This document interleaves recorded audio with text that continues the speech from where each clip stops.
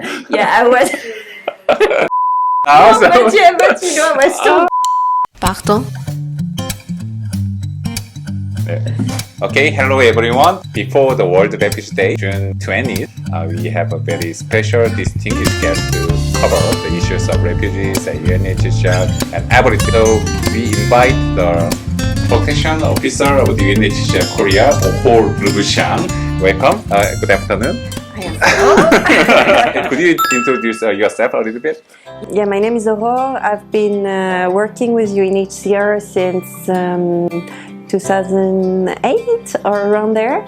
I've been in Korea as a protection officer since almost a year now, since last July. Past already 1 year, right? Yes. So Yes. it is very large question, very simple question. What is a refugee? First of all, it is people, children, youth, adults, elderly. It can be some of our ancestors or even some of our own future or this generation in front of us. But basically, this is a situation of someone who is forced to flee his country because is going to face some kind of harm that we call persecution because of a situation, sometime of conflict or sometime just because of some animosity from the authorities or from the society in general, which would sometimes expose the people to terrible harm. It can be killing, rape, torture, unlawful detention, unfair trials, the inability to access to legal remedies, sometimes forceful recruitment in military groups, houses can be destroyed, lives, economic income, and the like. And this is also people who have this drive of seeing a future and therefore have the courage and the resilience to strive to move and to find a place where they can have a safe haven and rebuild their life. Mm-hmm. That is a refugee. That is a refugee. Yes. 500 Yemeni refugees came to suddenly visit Korea. Most Korean citizens haven't heard about the refugee itself before, and they haven't thought about the refugee in Korea before. They haven't imagined that before. So I just wanted to ask about that. So yeah, and I guess it's important to understand that it's also, of course, the concept of refugee is also a legal concept, right? Mm-hmm. So in international law, it's notably within the 1951 Convention that you find a definition of the refugee, and then it has been embedded in many national laws, and notably this is the case in Korea, where there is a system to actually determine who is a refugee and to ensure that proper protection is provided to these people. Yeah, everyone is wondering that kind of number questions. So how many refugees are in the world? I mean, broader meaning. So the number of displaced people, because so as an organization, UNHCR, we do, of course, have the mandate towards the protection of refugees, but also the people who are in the process of seeing the status determined. So asylum seekers and also internally displaced people, so stateless people. Overall, I believe that we would be around 80 million. Mm-hmm. So this is really a global issue. That would be almost 1% of the population in total. So number is still increasing, right? Yes, yes, because as of last year we was at 70.8 million people. Okay, so there are lots of refugees in the world now. Another unfamiliar term to many Korean citizens, we call that June 20th as a World Refugee Day. So what is the World Refugee Day? Okay, around the year 2000 as a World Refugee Day. They were at that time there was a General Assembly decision towards the end of that year, and the first World Refugee Day was celebrated in 2001 after being an African Refugee Day for some period of time before. It's really there to celebrate the strengths and the courage and the resilience of refugees around the world. Also, it's an extraordinary opportunity to bring some understanding and to give an opportunity for people to empathize and to relate to the situation of forced displacement faced by people. Of course, it's a time where a political will and mobilization of resources and of interest and of the civil society can come in to support also the cause of refugees. In the World Refugee Days, in Korean civil society organizations are trying to use this opportunity for raising awareness of the refugee issues. Yes. So, what kind of things are happening outside culturally diverse countries? I mean, that can be in many different ways. I mean, like we see in Korea for the Korean Refugee Film Festival, which is like starting tomorrow, which is quite exciting. Some film festivals, there may be some articles, some events organized by the civil society, forums, TV programs where voice of refugees are being heard, and so visits to camps, to settlements, to enable people to get an opportunity to discover the life of people in displacement. For this year, the thematic is about everyone can make a difference and everyone counts. So that's the theme for this year, and emphasizing on the role of each and every one of us to be involved in that matter. Okay, the third question people ask. What is the role of UNHCR? What kind of things, what kind of works UNHCR do? It is I think it's a very important question. So. Thank you. So initially, UNHCR came about in 1950, and that was really to resolve a situation of aftermath of the war, of the Second World War, and with a lot of Europeans having been displaced, and to organize for their return. And and actually, initially it was planned that after this problem is resolved, there would not be a need for the organization to be there anymore. Now we're still here a year later.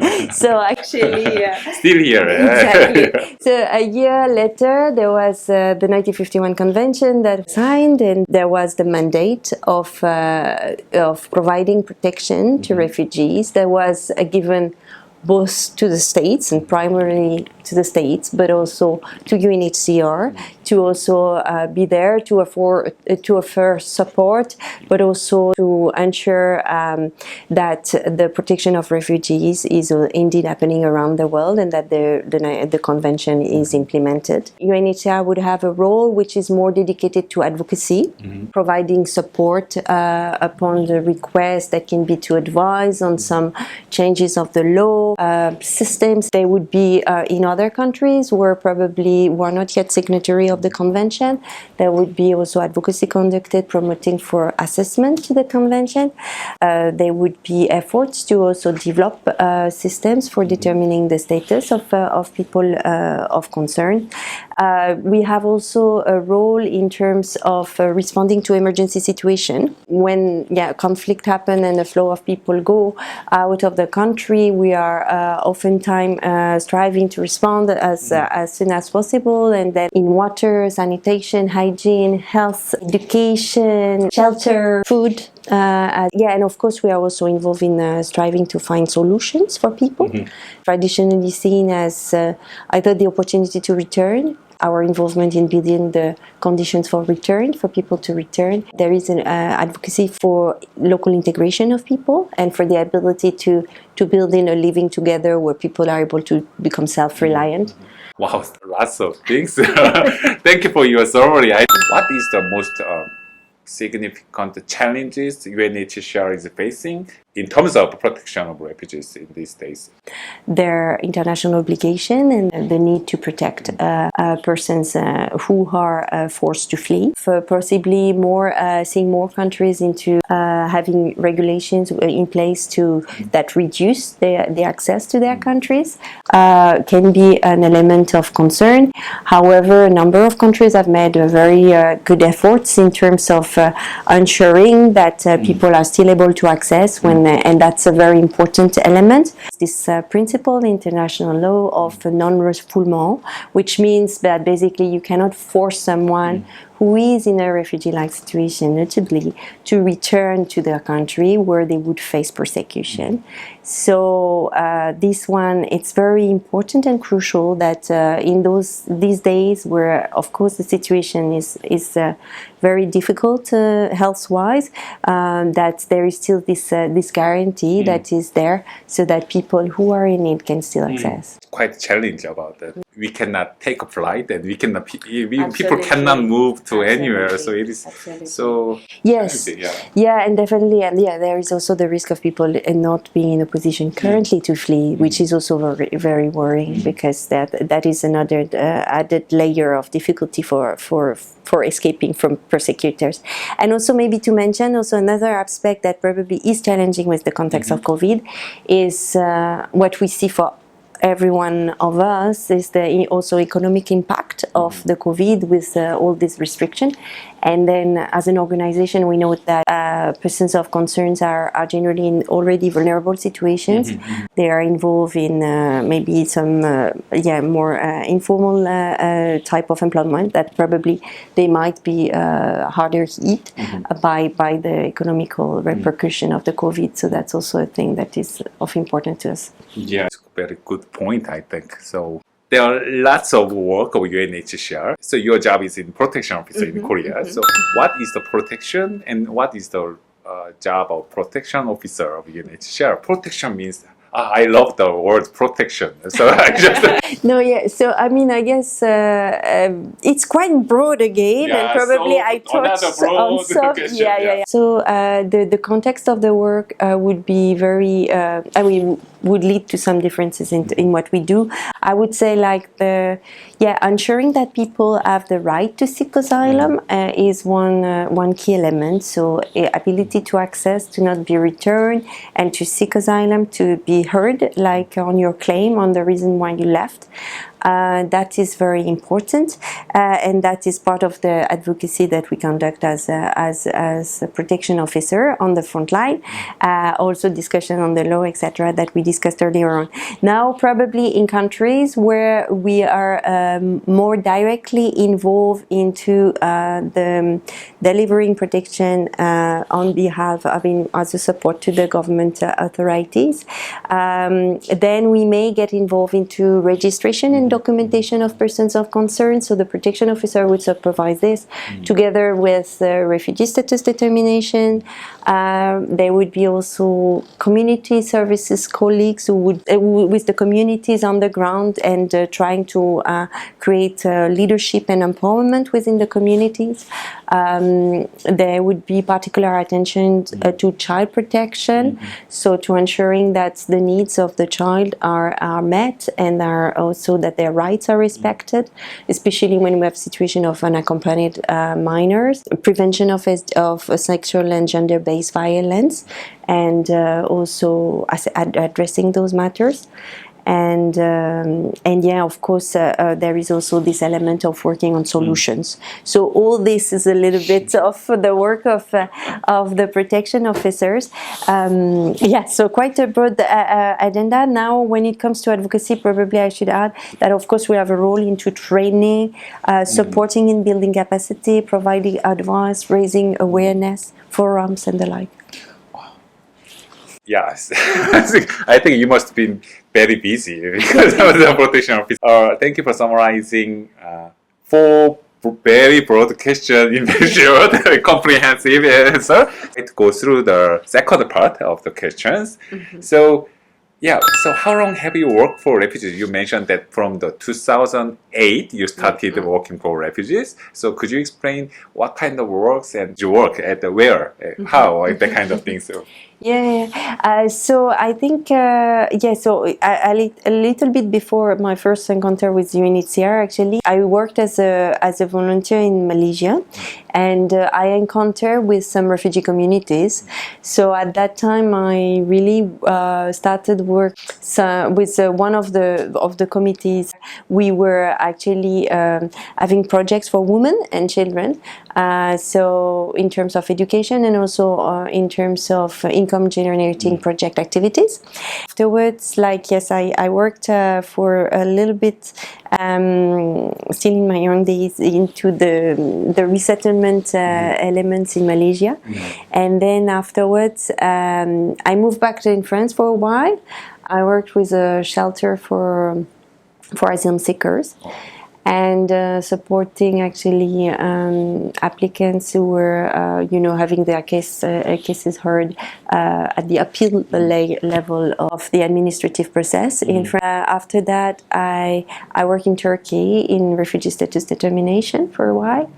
Afterwards, I had some experience of border protection involvement in Algiers, where there was an experience of mixed migration and how to work with the government also, who were interested into seeing a refugee system being put in place.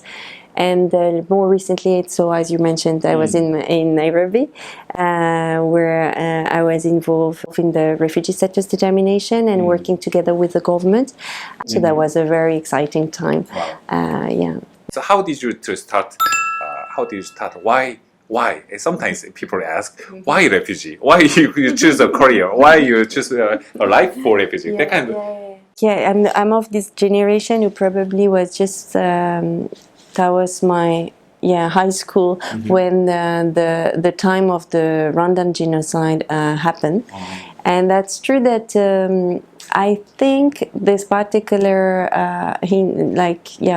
event was really reasoned vividly for me because at that time, I think it's the first time that I realized also about situation that could happen and the terrible nature of sometimes of situation in countries which force people to flee. And actually, we did receive in France in different regions a number of persons who actually left Rwanda.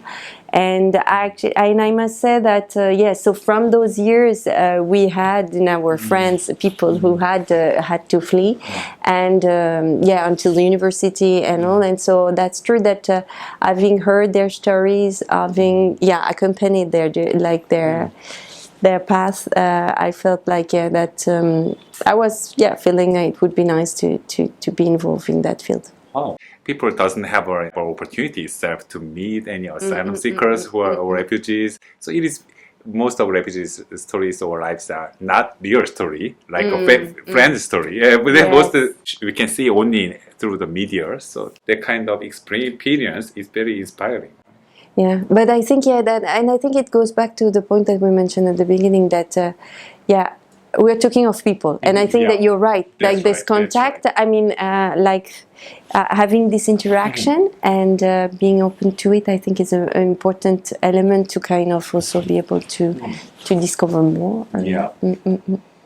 The nature of the work with the refugees is really involving. So I think it's rarely that I meet anybody also in the context of work who is not very passionate about what they do and who have this commitment. And it's not just it's a work that really has a drive towards others and trying to also make a contribution, and I think that is really for me very it brings a lot of dynamism to me. I think it I don't feel that after that many years and me aging that I kind of get tired of it. On the contrary, I feel that I feel that it's really meaningful, and I feel rewarded for that. Okay. I think another question comes up to my mind.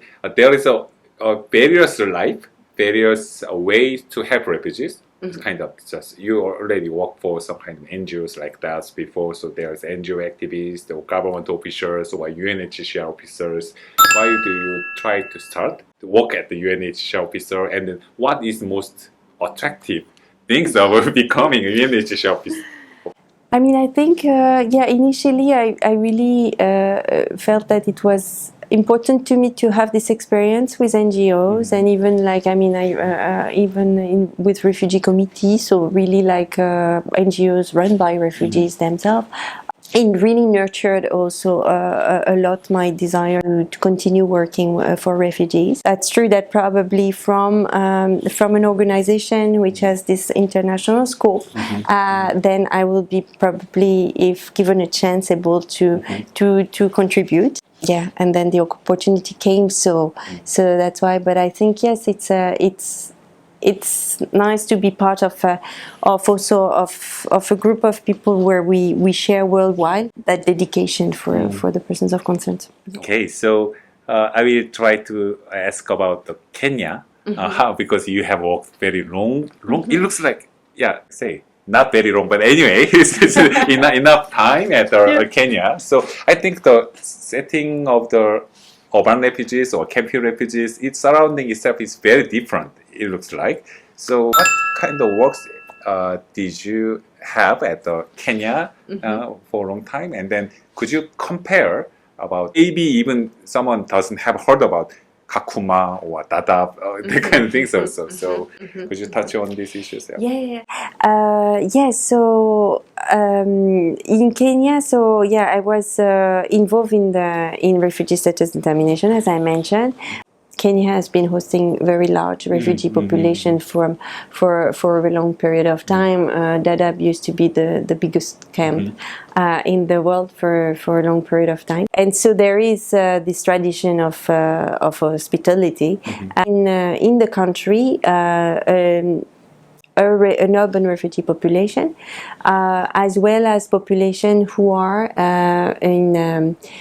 for Kakuma, they are like in what we used to call camps. I think now we more use the term of settlement, and we are striving to actually create opportunities to not only provide support, to move away from providing only support to refugee population, but to really, with the inspiration of the comprehensive refugee response framework and global compact, to say we're going to include both the host communities and the refugees in the response, and to create like settlements where they can live together, and that's the situation for Kakuma. Now I would say, like, it's also true that everywhere in the world there is sometimes, like differences sometimes. They I mean, it's like, I guess, it's an opportunity to be diverse, but sometimes it does present challenges to some. Also sometimes the perception from the refugee community that they feel sometimes that maybe they face some issues, and probably the same way for the host community, that sometimes they feel that the living together is not always easy.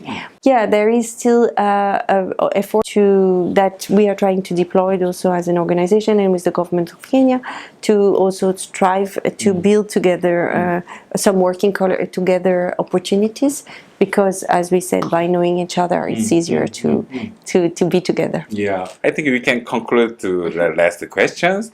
So Korea is very monogenic countries, and there are even the COVID-19 situations, and foreigners or refugees are not considered as a kind of member of the Korean society for the Korean government side. So I think there are lots of obstacles we should overcome. But if you have any comments or just general comment, Korean citizens, why we helping refugees, and refugees do not need to afraid of refugees, kind of any questions or comments? Oftentimes also the reason as to why sometimes we may feel a little bit defensive or a bit worried is often because somehow in our mind we have probably dreams of some safety, security, well-being for and I think actually I do believe that one of the inspiration of the Global Compact for Refugees is really that as a society all together, in a world where there is so many people on the move, we all have a role to play, so that it becomes a real opportunity, and that we can have indeed access to these values, and to these achievements that we all strive for, to have a happy life, but it's that we takes all of us to get involved, and yeah, so that we can all have a place where we can also give to the society the best of us, and refugees should be part of that. Yeah. Yeah, so we covered very broad question from the very broad question and some kind of personal experience of the 오호르부샹. So I think yeah, it's done. Is there anything you missed or? No, I think okay. Thank you very much. Okay. Yeah. Okay. Then thank you, 오호르부샹, the protection officer, the UNHCR, and thank you, everyone. 네, 감사합니다. 네.